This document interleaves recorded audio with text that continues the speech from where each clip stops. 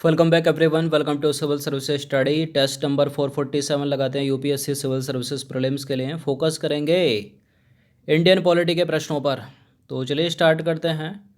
इसकी सीरीज़ चल रही है, पूरा कवर कराना है एमसीक्यू के फॉर्म में ताकि याद हो जाए हमेशा के लिए। तो क्वेश्चन नंबर 1 पर आ जाइए। भारत के नियंत्रक एवं महालेखा परीक्षक के संदर्भ में निम्नलिखित में से कौन सा कथन सही है। देखिए, वह लोकलेखा समिति का मित्र एवं मार्गदर्शक होता है। वह लोकलेखा समिति की बैठकों में भाग नहीं ले सकता और उसके रिपोर्ट पर अंतिम रूप से कार्यवाही संसद द्वारा की जाती है और उसे लोक निधि का अभिभावक कहा जाता है। सीएजी की बात हो रही है, कैग की। तो बिल्कुल, नियंत्रक एवं महालेखा जो परीक्षक होता है भारत का एक कॉन्स्टिट्यूशनल बॉडी है और भारतीय संविधान के अनुच्छेद 148 में इसका प्रावधान है। उसे लोक निधि का अभिभावक कहा जाता है। Correct statement. उसके रिपोर्ट पर अंतिम रूप से कार्रवाई संसद द्वारा की जाती है। वह लोक लेखा समिति का मित्र एवं मार्गदर्शक होता है। वह लोक लेखा समिति की बैठकों में भाग ले सकता है। लोक लेखा समिति की बैठक में भाग नहीं लेगा तो और कहाँ लेगा। इनकरेक्ट है दूसरा वाला स्टेटमेंट। तो जहाँ जहाँ दो उसको एलिमिनेट करो करो करो। इसका आंसर हो जाएगा 1 3 4 डी। तो भारत का नियंत्रक एवं महालेखा परीक्षक संसद की लोक लेखा समिति की बैठकों में भाग ले सकता है। लोक लेखा समिति की कार्यवाही की मध्यस्थता नियंत्रक एवं महालेखा परीक्षक द्वारा की जाती है, इसलिए इसे लोक लेखा समिति का मित्र और मार्गदर्शक कहा जाता है। नियंत्रक एवं महालेखा परीक्षक केंद्र और राज्य की लोक निधियों के सभी खर्चों यानी व्ययों की लेखा परीक्षा करता है, इसलिए इसे लोक वित्त लोक निधि का संरक्षक या अभिभावक कहा जाता है। अच्छा, नाम में इसके नियंत्रक है लेकिन नियंत्रक जैसा कोई कार्य है नहीं इसका, केवल लेखा परीक्षा करता है, कल बताया होगा। कुछ थोड़ी एक्सप्लेनेशन बची है। देखिए, संविधान के अनुच्छेद 151 फर्स्ट में उपबंध है कि सीएजी नियंत्रक एवं महालेखा परीक्षक, कंप्ट्रोलर एंड ऑडिटर जनरल बोलते हैं इसको इंग्लिश में, अपनी रिपोर्ट राष्ट्रपति को सौंपेगा और राष्ट्रपति उसे संसद के दोनों सदनों के समक्ष रखवाएगा। इस आधार पर सीएजी की रिपोर्ट उचित कार्यवाही करने की अंतिम जिम्मेदारी किसकी। संसद की, इसकी रिपोर्ट पर। क्वेश्चन नंबर 2 पर आ जाइए। भारत के नियंत्रक एवं महालेखा परीक्षक सीएजी के संदर्भ में निम्न कथनों पर विचार करना, बताना कि इनमें से कौन सा करेक्ट है। 3 स्टेटमेंट है। पहला स्टेटमेंट है, संविधान के अनुच्छेद 149 में सीएजी की शक्तियों और कर्तव्यों के संबंध में उपबंध है और सीएजी अपनी रिपोर्ट राष्ट्रपति को सौंपता है और राष्ट्रपति इस रिपोर्ट को संसद के दोनों सदनों के समक्ष रखता है या रखवाता है। सीएजी सरकारी खर्चों की तर्क संगतता, निष्ठा और मितव्ययिता की जांच करता है। तीनों के तीनों स्टेटमेंट बिल्कुल करेक्ट है, कोई डाउट नहीं है इनमें और इसका आंसर हो जाएगा option number D 1 2 3। Question number 3 पर आ जाइए। लेखा परीक्षा बोर्ड के संदर्भ में निम्न कथनों में से कौन सा कथन सही नहीं है। देखिए, इसकी स्थापना प्रशासनिक सुधार आयोग की अनुशंसा पर की गई। इसकी किसकी। लेखा परीक्षा बोर्ड की। यह नियंत्रक एवं महालेखा परीक्षक के कार्यालय का एक अंग है। इसके अध्यक्ष एवं 2 सदस्य होते हैं, यानी टोटल कितने, 3 हो गए। इसके अध्यक्ष एवं सदस्यों की नियुक्ति राष्ट्रपति द्वारा की जाती है। माना कि राष्ट्रपति बहुत कुछ काम करते हैं लेकिन यहाँ पर इसकी नियुक्ति भारत के राष्ट्रपति द्वारा नहीं बल्कि सीएजी के द्वारा, कंप्ट्रोलर एंड ऑडिटर जनरल, नियंत्रक एवं महालेखा परीक्षक के द्वारा की जाती है। लेखा परीक्षा बोर्ड के अध्यक्ष एवं सदस्यों की नियुक्ति, तो एलिमिनेट करो 4 को।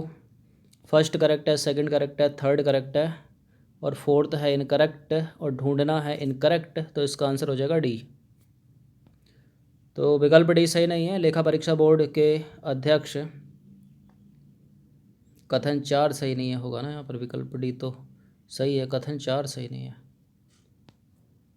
कथन 4 गलत है ना, विकल्प डी आंसर है। चलिए छोड़ो।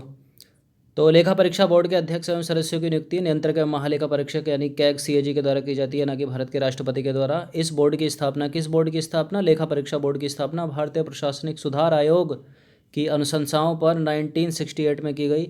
इसकी स्थापना नियंत्रक एवं महालेखा परीक्षक के अंग के रूप में की गई है। इसका एक सदस्य होता है और 2 होते हैं, इसका एक अध्यक्ष होता है और 2 होते हैं सदस्य। टोटल कितने हो गए, 3। तीव्र गति से चलेंगे, बहुत बड़ा सिलेबस है भाई। क्वेश्चन नंबर 4 है, निम्नलिखित में से कौन नियंत्रक एवं महालेखा परीक्षक सीएजी की रिपोर्ट की समीक्षा करती है। कौन करता है भाई, कौन करता है सीएजी के रिपोर्ट की समीक्षा। मंत्रिमंडलीय सचिवालय नहीं करता, केंद्रीय वित्त मंत्रालय नहीं करता, लोकसभा अध्यक्ष नहीं करता, लोक लेखा समिति करती है। कौन करता है, लोक लेखा समिति। तो नियंत्रक एवं महालेखा परीक्षक सीएजी अपनी रिपोर्ट राष्ट्रपति को सौंपता है। राष्ट्रपति उस रिपोर्ट को संसद के दोनों सदनों के समक्ष रखवाता है। संसद उस रिपोर्ट को लोक लेखा समिति को सौंपती है, जो उस रिपोर्ट की समीक्षा करती है। सीएजी समिति की सहायता करता है और समिति अपना प्रतिवेदन लोकसभा स्पीकर यानी लोकसभा अध्यक्ष को सौंपती है। बैक टू बैक लाइन से लाइन जुड़ रही है, इनको पढ़ लीजिएगा 2 से 3 बार। इसी लाइन में से प्रश्न बना लेगा अलग अलग करके। क्वेश्चन नंबर 5 पर आ जाइए। निम्नलिखित कथनों पर विचार करना है। 3 स्टेटमेंट है, यहाँ पर बताना कि इनमें से कौन सा करेक्ट है। पहला स्टेटमेंट है, भारत का राष्ट्रपति संसद के किसी भी सदन का सदस्य नहीं होता। 2 सदन ही तो हैं, वैसे तो 3 है राष्ट्रपति को मिलाकर, लोकसभा, राज्यसभा, राष्ट्रपति। तो भारत का राष्ट्रपति संसद के एक अंग तो खुद ही हो गया वो देखा जाए तो। भारत का राष्ट्रपति संसद के किसी भी सदन का सदस्य नहीं होता, ना लोकसभा का होता ना राज्यसभा का होता। संसद राष्ट्रपति और दोनों सदनों से मिलकर बनती है। संसद के दोनों सदनों द्वारा पारित कोई विधेयक राष्ट्रपति की स्वीकृति के बिना कानून नहीं बन सकता। बिल्कुल करेक्ट है। तो तीनों के तीनों स्टेटमेंट। संसद के 3 अंग कौन से? लोकसभा, राज्यसभा और राष्ट्रपति, प्रेसिडेंट। करेक्ट है तीनों के तीनों स्टेटमेंट, डी है इसका आंसर। तो उपरोक्त तीनों के तीनों सत्य हैं। संविधान के अनुच्छेद 59(1) में उपबंध है कि राष्ट्रपति संसद के किसी भी सदन का या राज्य के विधानमंडल के किसी भी सदन का सदस्य नहीं होगा। संविधान के अनुच्छेद 79 में उपबंध है कि संघ के लिए एक संसद होगी जो राष्ट्रपति और दोनों सदनों से मिलकर बनेगी। वो दोनों सदन कौन से? लोकसभा और राज्यसभा। अतः राष्ट्रपति संसद का अभिन्न अंग है। संसद के अभिन्न अंग होने के नाते दोनों सदनों द्वारा पारित कोई विधेयक राष्ट्रपति की स्वीकृति के पश्चात ही कानून बन पाता है। नंबर 6 पर आ जाइए। निम्नलिखित कथनों पर विचार करना है। 2 स्टेटमेंट है, यहाँ पर बताना है कि इनमें से कौन सा करेक्ट है। पहला स्टेटमेंट है, लोकसभा में अधिकतम सदस्य संख्या 552 और राज्यसभा में अधिकतम सदस्य संख्या 250 हो सकती है। संविधान की 5वीं अनुसूची में उपबंध है कि राज्यसभा में राज्यों के और संघ राज्य क्षेत्रों से कितने प्रतिनिधि होंगे। देखिए पहला वाला करेक्ट है, दूसरा वाला गलत है, क्योंकि 4वीं अनुसूची में उपबंध है ना, 5वीं अनुसूची में थोड़ी है। तो कथन 2 सही नहीं है। लोकसभा में अधिकतम सदस्य संख्या कितनी हो सकती है? 552 हो सकती है। और राज्यसभा में कितनी हो सकती है? 250 हो सकती है। संविधान की 4वीं अनुसूची में उपबंध है, 5वीं में नहीं। 4वीं अनुसूची में उपबंध है कि राज्यसभा में राज्यों और संघ राज्य क्षेत्रों के कितने प्रतिनिधि होंगे, जबकि लोकसभा के लिए संविधान में जो है ऐसी कोई व्यवस्था नहीं है, मतलब कोई अनुसूची नहीं है। 4वीं तो है। 4वीं अनुसूची क्या कहती है? विभिन्न राज्यों के लिए राज्यसभा में सीटों का आवंटन। क्वेश्चन नंबर 7 है, निम्नलिखित कथनों पर विचार करना है। 2 स्टेटमेंट है। पहला स्टेटमेंट है, राज्यसभा में भारत के सभी राज्य क्षेत्रों के प्रतिनिधि शामिल हैं और राज्यसभा में संघ राज्य क्षेत्रों में से दिल्ली के प्रतिनिधियों की संख्या सबसे अधिक है। तो देखिए राज्यसभा में भारत के सभी केंद्र शासित प्रदेशों की बात हो रही है। संघ राज्य क्षेत्रों का मतलब केंद्र शासित प्रदेश, यूनियन टेरिटरी। तो सभी यूनियन टेरिटरी शामिल नहीं है, इसमें गलत है। दिल्ली और पुदुचेरी शामिल हैं और दिल्ली की सबसे ज़्यादा है। ज़्यादा क्या? 3 है। उसके बाद पुदुचेरी की 1 है। तो दूसरा वाला करेक्ट है, पहला गलत है। तो देखिए कथन 1 सही नहीं है। राज्यसभा में सभी संघ राज्य क्षेत्रों का प्रतिनिधित्व नहीं है, बल्कि केवल दिल्ली और पुदुचेरी के प्रतिनिधि शामिल हैं बस इसमें। और संघ राज्य क्षेत्र दिल्ली के प्रतिनिधि सबसे अधिक है। कितने हैं? 3 है। और पुदुचेरी के कितने हैं? 1 है। क्वेश्चन नंबर 8 है, निम्नलिखित में से कौन लोकसभा और राज्यसभा के दोनों सदनों के निर्वाचन में मतदान कर सकता है? बताइए कौन कर सकता है? लोकसभा और राज्यसभा के दोनों सदनों में मतदान कौन कर सकता है? संसद के निम्न सदन के निर्वाचित सदस्य, राज्य विधानमंडल के निम्न सदन के निर्वाचित सदस्य, राज्य विधानमंडल के उच्च सदन के निर्वाचित सदस्य, संसद के उच्च सदन के निर्वाचित सदस्य। बताइए लोकसभा और राज्यसभा के चुनावों में निर्वाचन में कौन मतदान करेगा? ये कैसे कर सकते हैं संसद के निम्न सदन के? क्योंकि ये तो तभी करेंगे ना, मतलब ये कैसे कर सकते हैं? इनसे तो बनेगी। संसद का निम्न सदन कौन सा हो गया? लोकसभा हुआ। तो जब लोकसभा बना ही नहीं है तो ये लोग कैसे कर सकते हैं? गलत है स्टेटमेंट। ना संसद का निम्न सदन कर सकता मतलब लोकसभा, और ना ही संसद का उच्च सदन कर सकता मतलब राज्यसभा। तो किसको करना पड़ेगा? राज्य विधानमंडल को करना पड़ेगा ना। और राज्य विधानमंडल में भी कौन सा? निम्न सदन, क्योंकि उच्च सदन तो सभी में होता नहीं है। उच्च सदन क्या विधान परिषद तो सभी में होती नहीं है ना। किसको काट रहे हैं? किसको काट रहे हैं हम? इसको तो करेक्ट करेंगे ना, इसको काटेंगे ना। इसका आंसर क्या हो जाएगा? बी। तो देखिए राज्य विधानमंडल के निम्न सदन यानी विधान सभा राज्य की के निर्वाचित सदस्यों को लोकसभा और राज्यसभा दोनों के निर्वाचन में मतदान करने का अधिकार प्राप्त है। भारत के नागरिक होने के नाते वे लोकसभा के निर्वाचन में मतदान कर सकते हैं और राज्यसभा के निर्वाचन में संविधान के अनुच्छेद 80(4) के तहत वे मतदान कर सकते हैं। क्वेश्चन नंबर 9 पर आ जाइए। निम्नलिखित कथनों पर विचार करना है। 2 स्टेटमेंट है, यहाँ पर बताना कि इनमें से कौन सा करेक्ट है। पहला स्टेटमेंट है, भारतीय संविधान यह उपबंध करता है कि लोकसभा और राज्यसभा के मनोनीत सदस्य मंत्री नहीं बन सकते और लोकसभा और राज्यसभा के मनोनीत सदस्य राष्ट्रपति और उपराष्ट्रपति के निर्वाचन में मतदान नहीं कर सकते। देखिए, भारतीय संविधान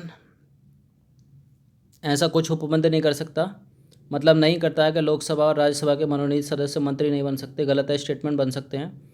और ये जो मनोनीत सदस्य किसकी बात हो रही है? मनोनीत कौन? राष्ट्रपति जिनको चुनते हैं लोकसभा में 12, राज्यसभा में 12 प्लस 2 किसमें लोकसभा में चुनते हैं, यही तो है ना मनोनीत सदस्य, और कहाँ से आएंगे।